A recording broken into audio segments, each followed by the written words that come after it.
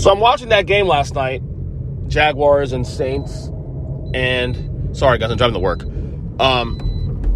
And I think the Saints might have a Derek Carr problem. Now, I'm not sitting there saying that Derek Carr is the reason they lost the game last night. I'm not saying that at all.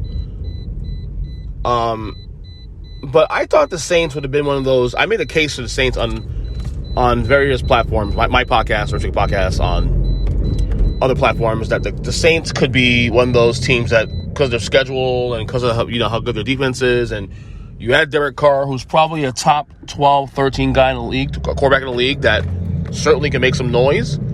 A team that has Alvin Kamara, right? Not the same guy he was a couple of years ago, still pretty productive. You got Michael Thomas back healthy. You got Chris Olave, the other receiver, who's really, really talented. They got pieces to make things work. They play in a division with AFC South with teams that are not that good. Let's just be clear about that.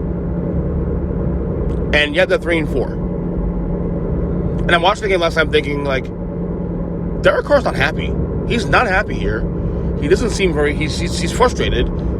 I've never seen Derek Carr, even in his days with the Raiders, as frustrated as he was last night. I don't know what it is. And again, he hit that throw, that drop that a tight end 87 missed at the end of the game. Again, not Derek Carr's problem. He put it right where he needed to put it, where only he can catch it, and that's it. So it's not saying I'm blaming Derek Carr for the issues, but something's not right. Something's not right. Like, even in their wins, they haven't looked great. At least him with the offense.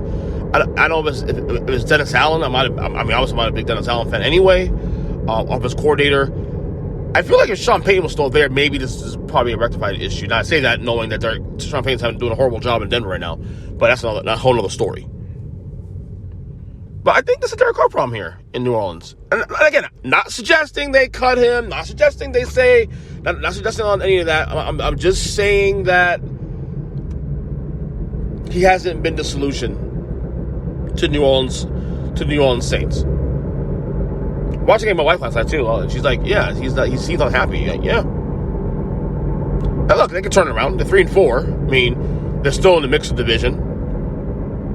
Obviously, my not prediction, but I made a case for the Saints being, if they play the cards right, the schedule, all that, and the talent they have, they could be a sneaky top seed in the NFC if things played out. That's out the way. I mean, they're not catching Detroit. They're not catching Philadelphia or San Francisco. Come on, stop. What was I thinking? It's still time turning around, but God, I watched that game with the Saints. And look, the Saints came back from 2 scores down, tied the game, had a chance to tie the game again late. I mean, I want to say, man, I don't know. I have time to turn it around. I'm not going to sit there and say that Derek Carr can't have a great second half of the year. But I will say the Saints I will say, if I'm doing right now and obviously we'll do my midterms on the University podcast later, a couple weeks from now, midterm grades and all that. I would say the Saints are actually one of the sneakier, bigger disappointing teams in the league this year. Because while they might still make the playoffs as a division winner, we'll see how Tampa and Atlanta goes this weekend. I'm sure not ruling that out, but at the same time, I just feel like the Saints should be better than they are now. Again, they have the talent. They're relatively healthy. They're not.